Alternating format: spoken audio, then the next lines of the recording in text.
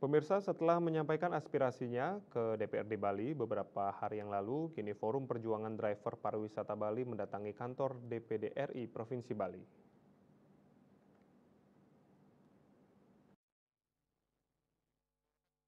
Para driver itu membawa 6 tuntutan yang sebelumnya juga dibawa ke DPRD Provinsi Bali, yakni terkait kebijakan Peraturan Gubernur Pergub Bali Nomor 40 Tahun 2019 tentang layanan angkutan sewa khusus berbasis aplikasi yang memberatkan driver pariwisata.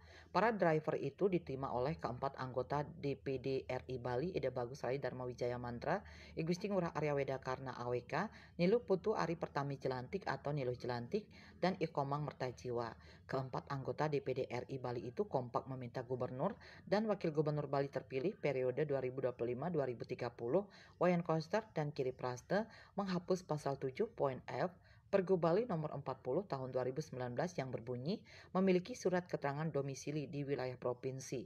Begitupun Nilo Jelantik yang meminta dengan tegas agar poin F pasal 7 Pergub Bali nomor 40 tahun 2019 itu segera dihapus, sebab selama ini para driver dan vendor nakal bersembunyi di balik poin F tersebut.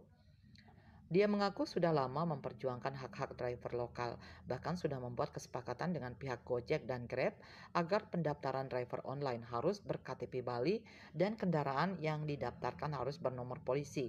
DK dan Gojek dan Grab sudah menghapus pendaftaran driver online hanya menggunakan surat keterangan domisili di Bali sebagaimana yang tertuang dalam poin F pasal 7 Pergub Bali nomor 40 tahun 2019.